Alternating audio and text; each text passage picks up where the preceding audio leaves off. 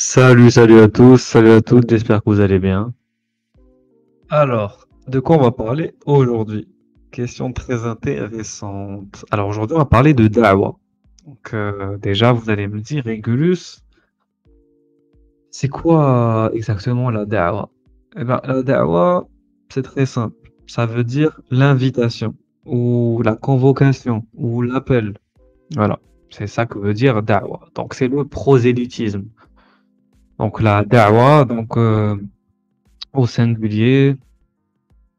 Donc c'est ça, c'est vraiment le fait de d'inviter quelqu'un à faire quelque chose. Ici, dans le cadre, dans le contexte islamique, c'est inviter un non-musulman à rejoindre la religion islamique. Voilà. Donc, comme je l'ai dit, donc da'wa au singulier, c'est da'awat au pluriel. Voilà.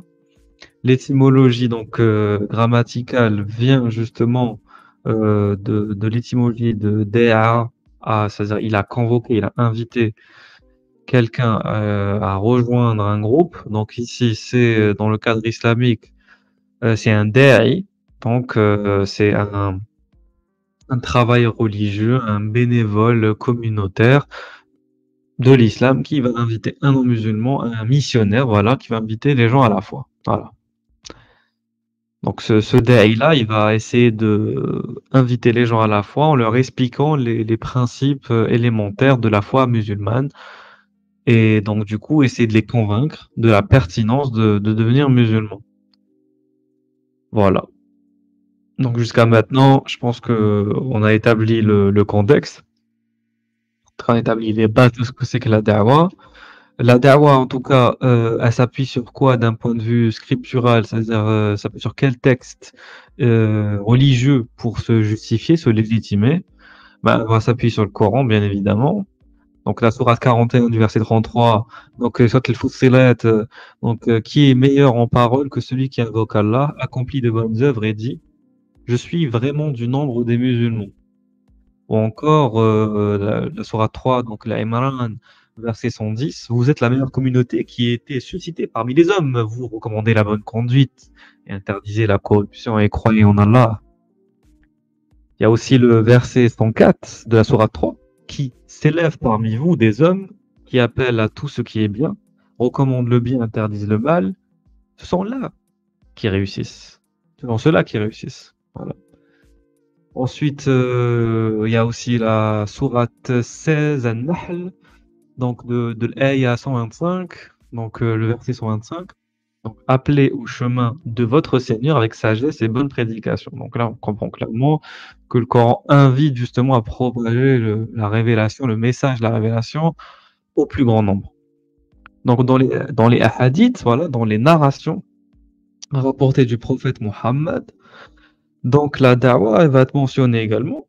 Donc premier hadith, celui qui exhorte quelqu'un dans Sahih Muslim par exemple, dans le volume 3, page 1050, numéro 4665, celui qui exhorte quelqu'un à faire le bien recevra la même récompense que celui qui fait le bien. Ou encore, quiconque appelle à la guidée recevra la même récompense que celui qui le suit, sans aucune diminution de la récompense de son suiveur. Donc aussi dans Sahih Muslim, numéro 6470, volume 4, page 1406. Ou encore, il est préférable pour vous que Dieu guide quelqu'un par votre main plutôt que d'avoir des chameaux rouges. Bon, faut comprendre le contexte. Pourquoi est-ce qu'on parle de chameaux rouges ici? Parce que dans l'Arabie antique, les chameaux qui ont une couleur rougeâtre étaient considérés comme des biens très précieux. Voilà. Donc c'est mieux d'avoir quelqu'un qui rentre dans l'islam grâce à vous que d'avoir des chameaux rouges. Voilà, l'emploi de cette métaphore. Donc, en tout cas, ce comparatif. Donc, ça, c'est dans Sahih Muslim, volume 4, page 156-157. Voilà, numéro 253. Il y a aussi transmettez-moi. Dans son transmettez les paroles de la révélation issues du prophète. Transmettez-moi. Même si ce n'est qu'un seul verset. Même un verset, ça suffit. Parce qu'avec un verset, déjà, je peux transmettre beaucoup de choses. Comme dans, pour Sourate Ikhlas, par exemple. Non, ok. Donc, Mohammed, il a par exemple envoyé. Mu'adh ibn Jabal, qui était un compagnon, en arabe on dit sahabi, voilà, au pluriel c'est sahaba, les compagnons, au singulier c'est sahabi. Donc au Yémen, il a envoyé au Yémen ce Mu'adh ibn Jabal et il lui dit: «Tu vas aller chez les chrétiens et les juifs. Donc la première chose à laquelle tu dois les inviter, c'est l'affirmation de l'unicité d'Allah». Voilà, le trait. S'ils s'en rendent compte, alors informe-les qu'Allah a rendu obligatoire pour eux les 5 prières quotidiennes. S'ils les prient, informe-les qu'Allah, voilà, a rendu obligatoire le paiement de la charité, donc la zakat, de leurs biens à leurs riches pour être donné à leurs pauvres. Voilà. S'ils acceptent cela, alors prends-la d'eux et évite la meilleure partie des biens des gens. Donc, il y a aussi le verset 256 de Sourate Al-Baqarah, donc dans la sourate 2, qui est un verset très très célèbre du Coran. Donc, le verset contient la phrase selon laquelle il n'y a pas de contrainte en religion, d'ailleurs. Après avoir fait cette déclaration, le Coran en propose une justification, puisque la révélation a, par l'explication, la clarification, la répétition, clairement distingué le chemin de la guidée du chemin de l'égarement, il appartient maintenant aux gens de choisir l'un ou l'autre chemin. Ce verset vient donc juste après le verset du 3. Voilà. Donc il y a plusieurs méthodes de da'wah. Il y a la méthode dite en douceur. En ce qui concerne la nature douce de Mohammed, dit, le Coran dit, et par la miséricorde d'Allah, vous les avez traités avec douceur. Si vous aviez été dur, ils auraient fui loin de vous. Donc la première méthode, c'est d'y aller doucement. Voilà. Pour faire la da'wah, pour faire l'appel à l'islam, tout simplement. Voilà. Donc, je poursuis. Et il y a un autre verset qui dit quoi? Qui dit donc c'est le verset 44 de la sourate 20. Donc c'est le Coran qui parle de Moïse et d'Aaron, qui prêchèrent la voie de l'islam, selon le Coran bien sûr, et selon la doctrine islamique, à Pharaon. Parlez-lui donc tous deux avec douceur, afin qu'il réfléchisse et qu'il craigne Dieu. Donc selon Aïcha, l'épouse de Mohammed, vous connaissez tous Aïcha, je pense maintenant, elle aurait dit chaque fois qu'il y a de la douceur dans une chose, elle l'embellit. Chaque fois qu'elle est retirée de quelque chose, elle la défigure. Selon Jarir, donc aussi un sahabi, un compagnon, Mohammed aurait dit celui qui est privé de douceur est privé de tout bien. Donc il y a vraiment cette idée de douceur. Ensuite, l'influence en politique. Les musulmans en ont fait une partie de leur théorie politique en reliant la da'wa au djihad. Et ça, on le retrouve dans le livre de Aigu d'Audace, donc publié dans Politologia, mélange de politique et de da'wa islamique en 2005. Il a très bien compris, puisqu'il y a une liaison directe entre prosélytisme et djihad. Donc da'wa et djihad. Et de leur vie, les musulmans ont fait une partie de leur théorie politique et de leur vie, ils ont le concept de da'wa dans leur programme politique. De manière générale, l'imbrication de la da'wa et de la politique a été une caractéristique tout au long de l'histoire de l'islam, même si les implications pratiques de ce phénomène ont été différentes en fonction des époques, bien évidemment. Donc, ensuite, il y a la notion de sagesse.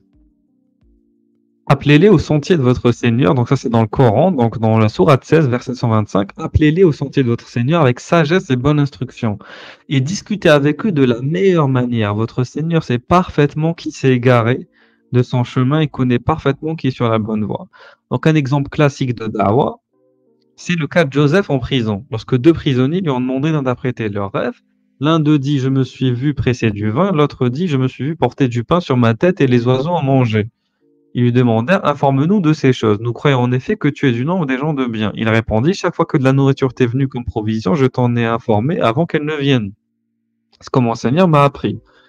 L'un de vous versera du vin à boire à son Seigneur, et l'autre sera crucifié, et les oiseaux mangeront sur sa tête. Telle est la cause jugée sur laquelle vous serez interrogés, vous vous interrogez tous les deux. » Donc c'est dans le Coran.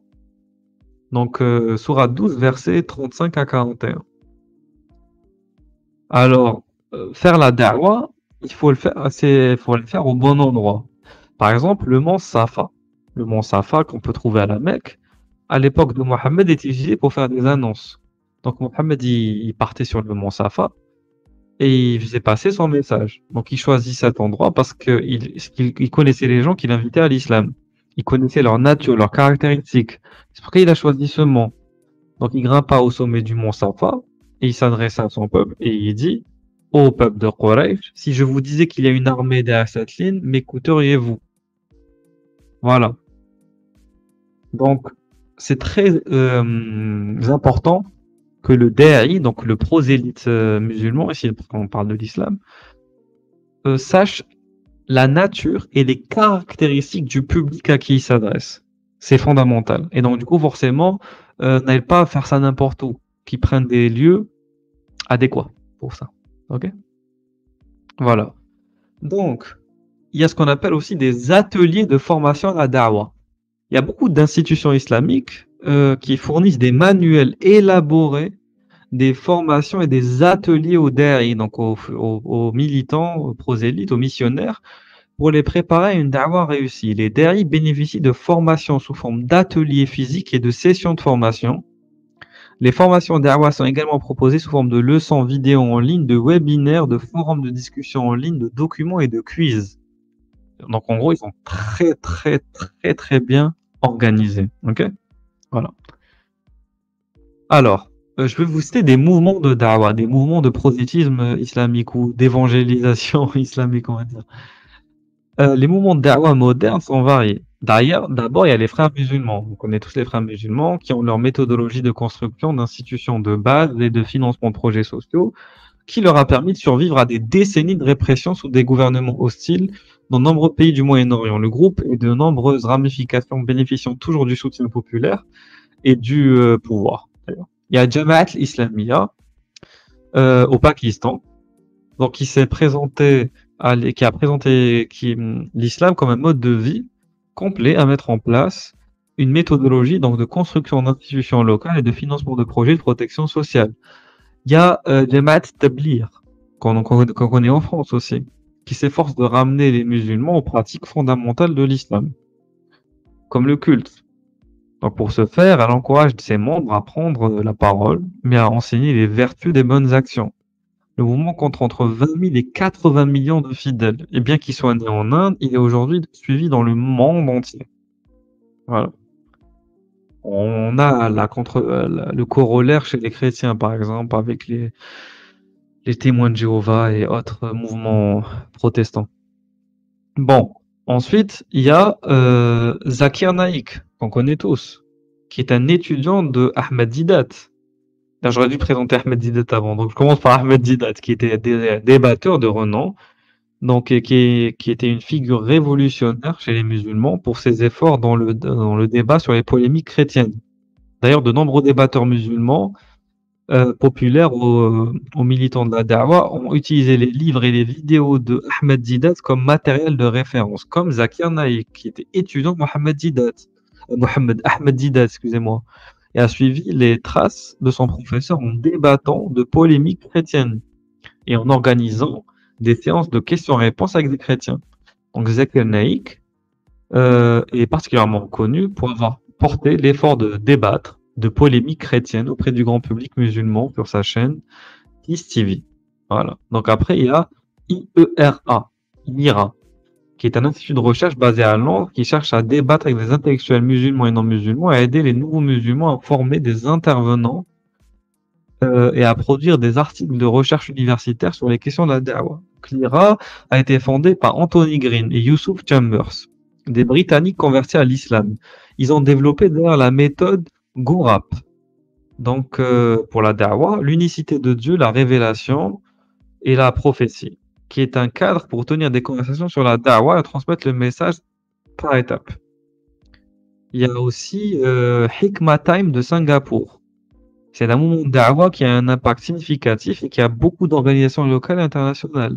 Il y a aussi le mouvement mondial des Mourabitoun, qui est un mouvement espagnol qui prône le serment d'allégeance à un émir à la renaissance du dinar d'or islamique comme monnaie pour la zakat.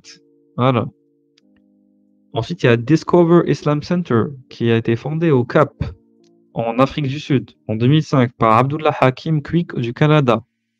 Il transmet le message de l'islam à des personnes de tout horizon. Il construit des pontes, les communautés et détruit les idées fausses sur l'islam et propose des cours aux non-musulmans et aux musulmans. Il y a Uplift Da'wah, qui est une organisation à but non lucratif, basée à Seattle, Washington.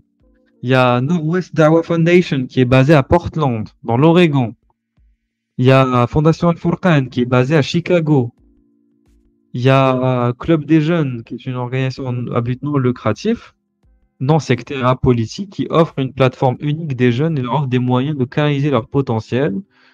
Voilà, donc je me demande c'est où ça exactement, faudrait que je vérifie. Où est-ce que ça c'est exactement? Ouais, c'est ok. Tac, tac, tac, tac. Je pense que c'est aussi aux États-Unis. Ouais, je pense que c'est aux États-Unis aussi, ce club des jeunes. Ouais, d'après d'après le site internet, si je ne me trompe pas. Donc, c'est intéressant. On continue la présentation. Donc, attends, je suis en train de voir. Tac, tac, tac. Un. Ouais, ouais, ouais. Ok, c'est effectivement.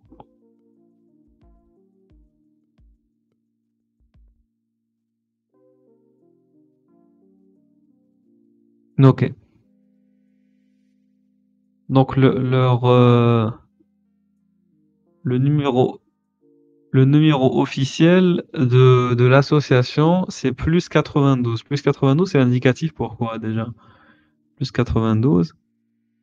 Ah, c'est en France. Non, non, non, oui, n'importe quoi. Là, c'est ça que je commence à fatiguer. Indicatif. Non. Pays. Voilà, c'est pour. Ah, Pakistan, ok. Ok, c'est le Pakistan. Ok. Ok, donc apparemment c'est lié au Pakistan. Intéressant. C'est vrai, parce que là je viens de voir, le club, il est rattaché à l'Université islamique internationale de Islamabad. Donc forcément c'est au Pakistan, ouais. Ok, très intéressant en tout cas de voir comment c'est organisé. Bon, je continue la présentation. Donc il y a voilà, le mouvement donc, des jeunes effectivement musulmans, le club des jeunes musulmans. Il y a qui encore? Il y a voilà, l'organisation de Da'wa latino-américaine aussi, apparemment, qui est une organisation fondée en 97 pour propager l'islam au sein de la communauté hispano-américaine. Donc les méthodes peuvent également dépendre de croyances spécifiques. Par exemple, parmi les Ismaéliens, le code de conduite Al-Nishapuri décrit les valeurs selon lesquelles les daïs doivent diffuser le message de l'islam aux musulmans, aux non-musulmans. L'ouvrage d'Idriss Imaduddin euh, nous présente un compte rendu, rendu autochtone des traditions de la Da'wa au Yémen. Son compte rendu du conflit de succession entre les Nizarites et les Moustéalites reflète la vision officielle des Taïbis. Ok. Donc là, c'est un peu complexe parce que c'est vraiment une secte d'une branche de l'islam, une sous-secte de branche de l'islam. De même, les plateformes modernes destinées au discours public en plein air dans le monde occidental offrent également des plateformes de débat entre les différentes confessions de l'islam, avec des cas documentés de dialogue entre les coranistes et les croyances basées sur le mahdisme, comme la Mahdaviya. Voilà. Donc là, on a fait le tour de ce que je voulais vous présenter. Bon,